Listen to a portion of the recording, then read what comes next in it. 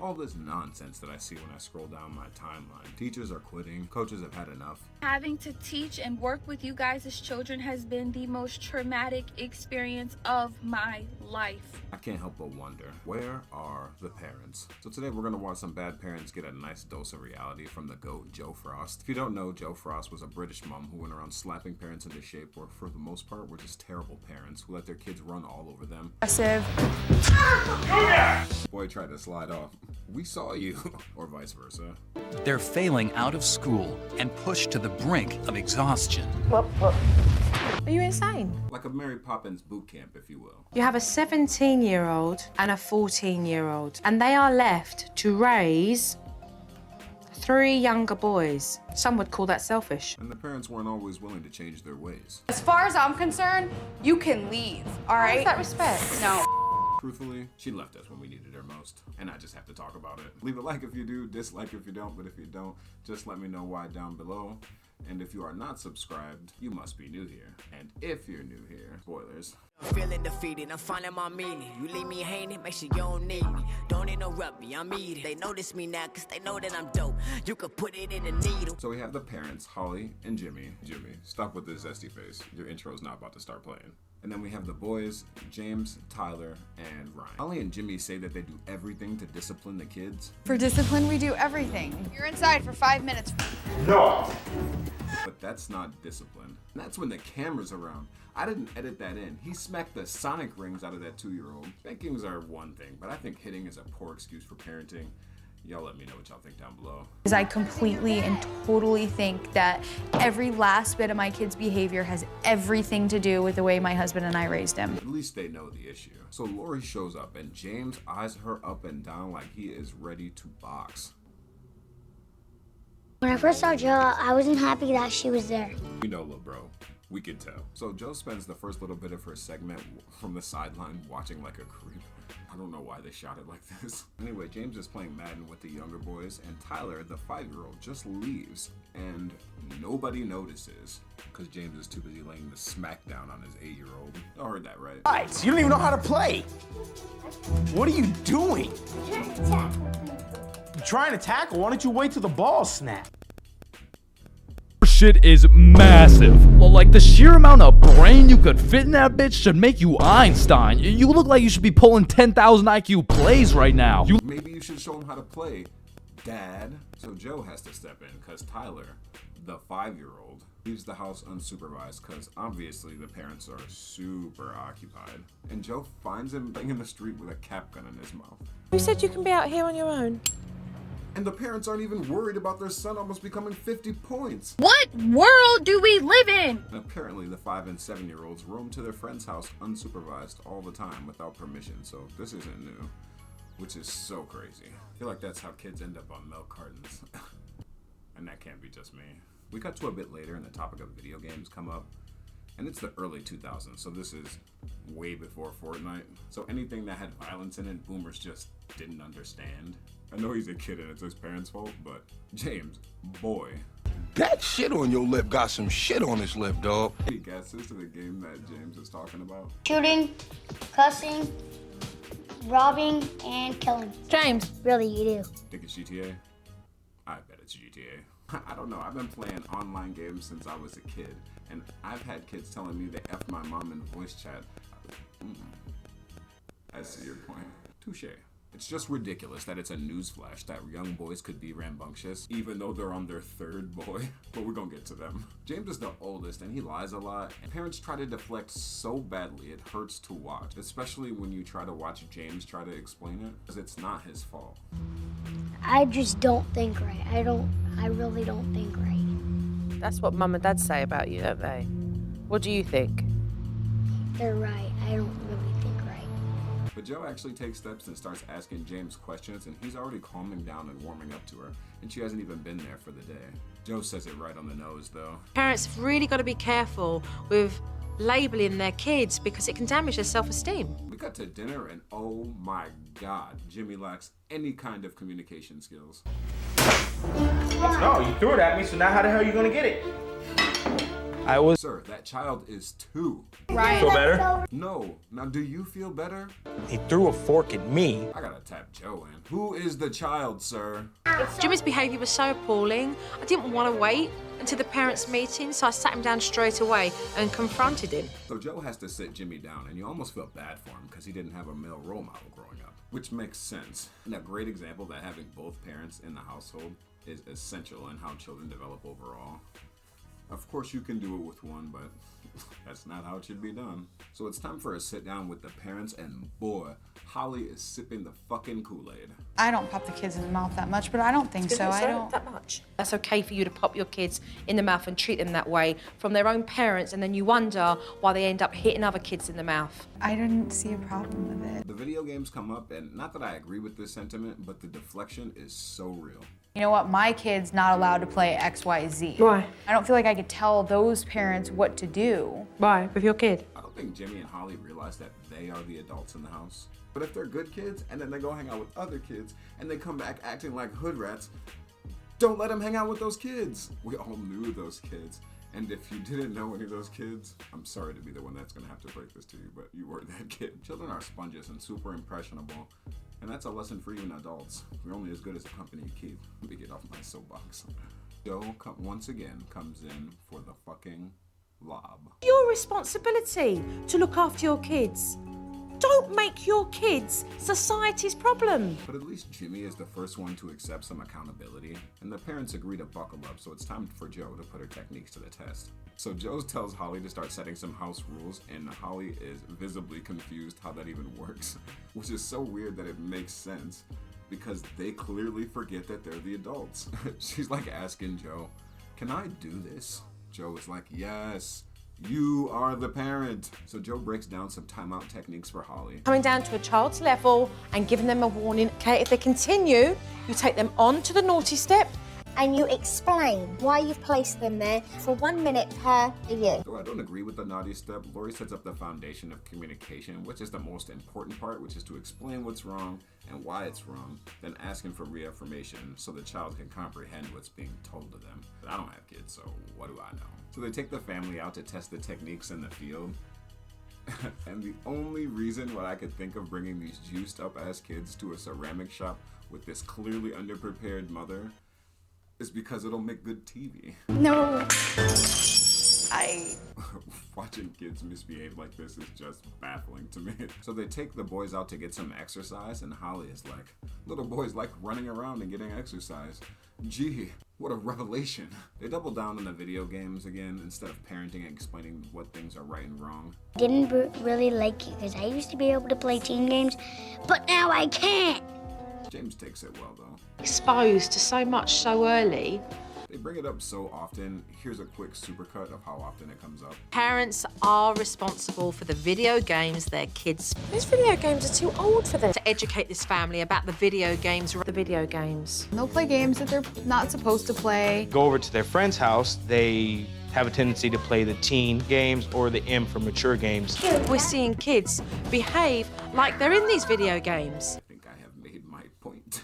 Joe even has to call the neighbor over and sit her down because Holly obviously has a hard time being an adult. It just writes itself that Joe uses the same technique that she uses on the children. Coming down to a child's level. To mediate two grown-ass adults. James, on the other hand, is having a hard time dealing with his dad being gone for work.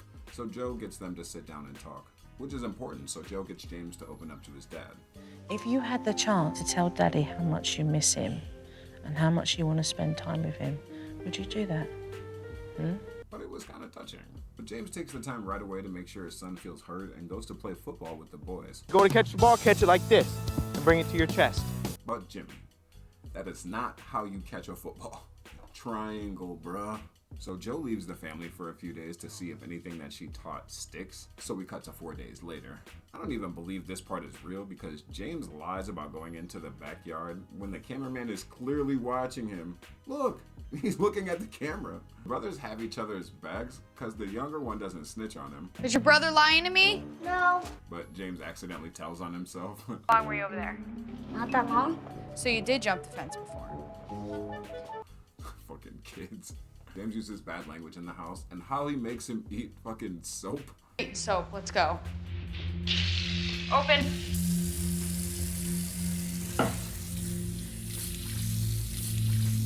Are you insane? Yes. Yes, she is. Look at her fucking smug face. She's totally okay with everything going on right now. Literally chuckling through the conversation with Joe. Jimmy is over there looking like a defeated man. Somebody give my boy a revive. Read the room. Joe once again comes in for the fucking lob. Conditional love then. So it's love on your terms. Okay. This time, Holly shuts all the way down and storms outside and has a tantrum. Me putting soap, that's you know Respect. what? Me putting soap in my kid's How's that mouth respect? has to do with if How's I that love 'em. respect? No, as far as I'm concerned, you can leave, all right? How's that respect? No. How is this I don't respect, think so. Holly? I just think it's crazy that Holly doesn't understand the irony of her boys using bad language and throwing tantrums when things don't go their way, and she's the only one that's been bleeped all episode. And she stormed out. The interview's over. How is this respect, Holly? Like a tantrum. Told you. Fucking sponges.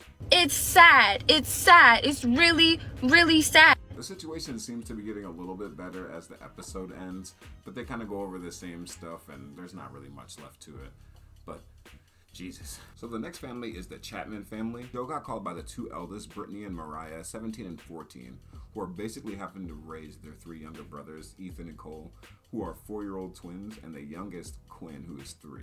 Their parents are Sarah and Glenn, who are 37 and 42.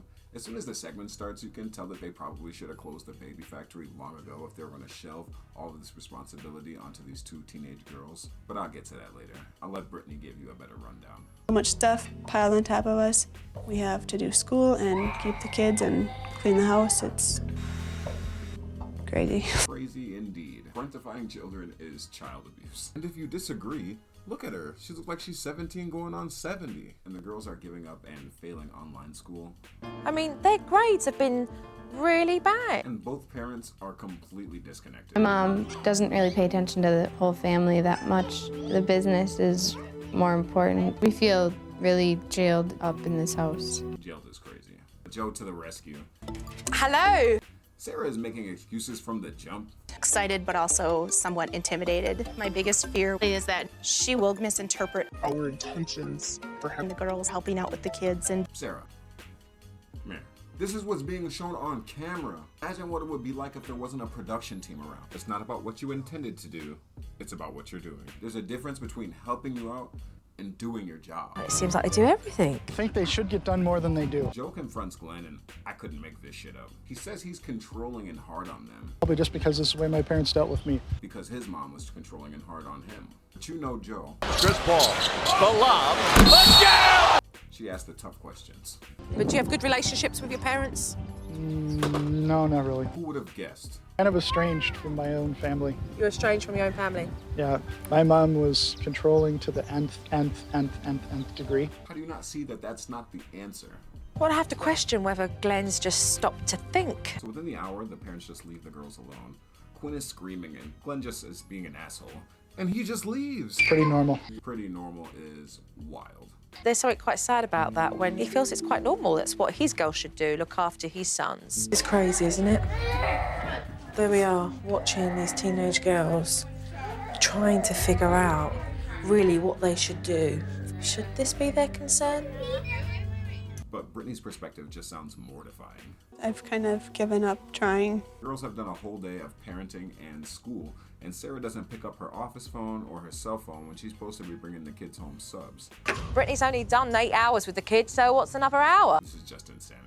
She gets there an hour and a half late with fucking McDonald's. She explained it's not always like this. Half of the week it is, and half of the week it's not. Well, quite frankly, half of the week's too much for me if you're having to give your kids fast food. I'm not religious, but if I was Joe, I would be praying for the strength not to parents. And Quinn starts having a meltdown over his McDonald's, and Sarah just throws him on the bed while he's freaking out in the same room where everyone is winding down. The girls are visibly sick, and Joe is struggling to hold it together, and Sarah gives up. No, literally gives up. that's how it is every night. You just get to the point where it's like, I can't deal anymore. I don't know. I give up. I throw a white towel. I'm done. I hate to sound redundant, but I'm gonna say it again.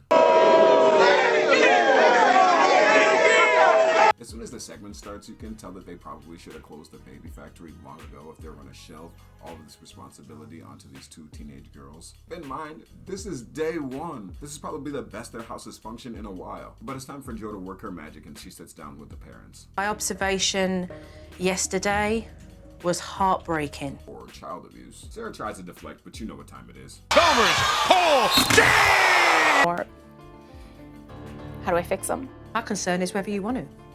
Because at the end of the day, it was your daughters that called me. Because it certainly didn't come from the pair of you. Do not get me started on Glenn. I'm not here during the day. I'm working. I'm gone. I So don't does know that- what I'm supposed to do while I'm gone. So does that take your responsibility away of what you should be doing as a father? Yeah, got your stupid ass. God, I want to slap the fuck out of Glenn. He's just sitting there so emotionless.